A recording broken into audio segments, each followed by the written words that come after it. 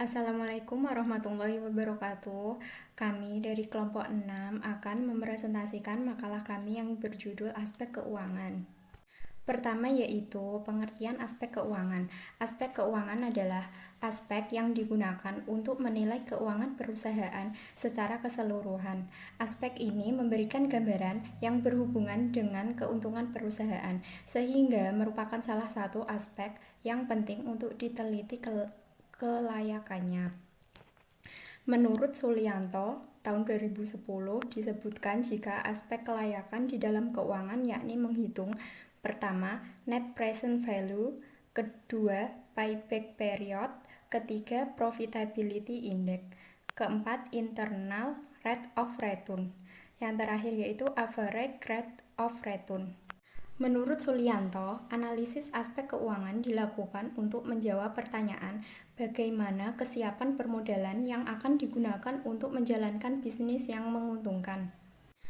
Dalam buku Nurlela Dalamosfera tahun 2015 menggolongkan biaya berdasarkan perilaku biaya, yaitu pertama, biaya tetap atau fixed cost, kedua biaya variabel atau variable cost, dan biaya semi variabel. Yang pertama yaitu biaya tetap perusahaan. Menurut Hansen dan Mowen Dalamosfera, biaya tetap adalah suatu biaya yang dalam jumlah total tetap dan konstan dalam rentang yang relevan ketika tingkat output aktivitas berubah.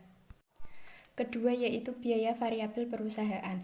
Menurut Musfira, biaya variabel adalah biaya yang berubah secara proporsional ketika adanya perubahan pada aktivitas. Yang ketiga yaitu biaya semi variabel.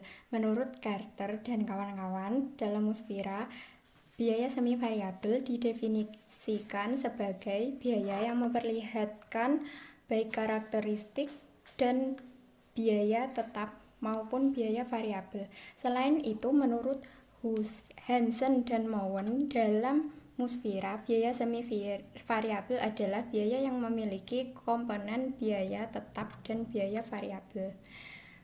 Sekian dari saya, selanjutnya akan dipresentasikan oleh Galuh Pujianti. Wassalamualaikum warahmatullahi wabarakatuh. Selanjutnya, saya akan membahas tentang sumber-sumber dana. Sumber-sumber dana terbagi menjadi dua, yaitu modal asing atau modal pinjaman dan modal sendiri.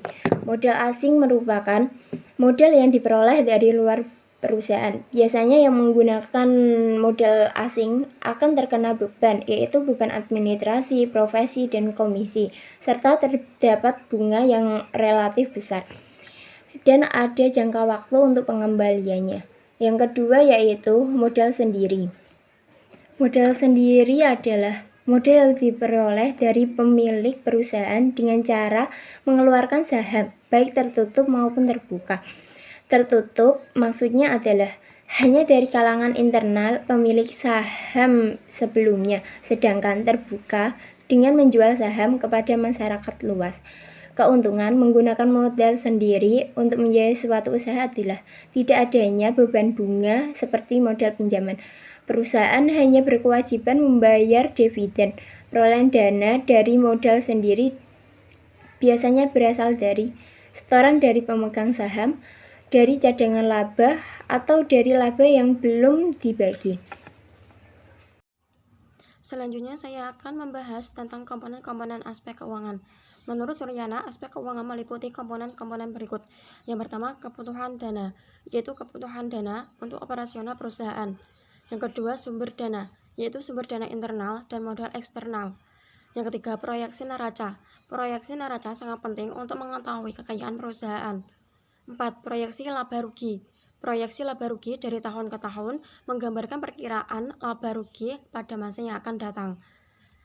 5. Proyeksi arus kas. Dari arus kas dapat dilihat kemampuan perusahaan untuk membayar kewajiban keuangannya. D. Pengaruh aspek keuangan. Aspek keuangan memiliki pengaruh yang signifikan karena keuangan merupakan salah satu fungsi bisnis yang bertujuan untuk membuat keputusan investasi, pendanaan, dan dividen. Dalam kaitannya dengan studi kelayakan suatu usaha atau proyek, aspek keuangan dapat membantu perusahaan dalam menentukan kebutuhan dana, sumber pendanaan, dan pembelanjaan hutang berkenaan dengan proyek yang akan dijalankan. Sekian dari saya, terima kasih. Biaya-biaya dalam kebutuhan investasi. Komponen yang terkandung di dalam biaya kebutuhan investasi biasanya disesuaikan dengan jenis usaha yang akan dijalankan. Secara garis besar, kebutuhan investasi meliputi yang pertama yaitu biaya prainvestasi, yang kedua aktiva tetap, dan yang ketiga yaitu biaya operasi. Secara umum, komponen biaya kebutuhan investasi adalah sebagai berikut. Yang pertama yaitu biaya prainvestasi dan yang kedua yaitu biaya pembelian aktiva tetap. Biaya prainvestasi terdiri dari biaya pembuatan studi, kemudian biaya pengurusan izin-izin. Biaya pembelian aktiva tetap yaitu seperti aktiva tetap ada dua, yaitu aktiva tetap yang berwujud dan aktiva tetap tidak berwujud. Aktiva tetap berwujud seperti tanah, mesin, bangunan, peralatan, inventaris kantor, dan yang berwujud lainnya. Kemudian aktiva tetap yang tidak berwujud yaitu hak cipta, lisensi, merek perdagangan. Kemudian biaya operasional yaitu terdiri dari upah dan gaji karyawan, biaya listrik, biaya air, biaya pemeliharaan, pajak, premi asuransi, kemudian biaya-biaya lainnya. Arus kas atau cash flow. Arus kas merupakan jumlah uang yang masuk dan keluar dalam suatu perusahaan mulai dari investasi dilakukan sampai dengan berakhirnya investasi tersebut. Pentingnya kas akhir bagi investor yaitu yang pertama, kas dibutuhkan untuk memenuhi kebutuhan uang tunai sehari-hari. Kemudian kas digunakan untuk membayar kewajiban yang telah jatuh tempo, dan kas digunakan untuk investasi kembali. Sekian yang dapat kami sampaikan, kurang lebihnya mohon maaf. Terima kasih. Wassalamualaikum warahmatullahi wabarakatuh.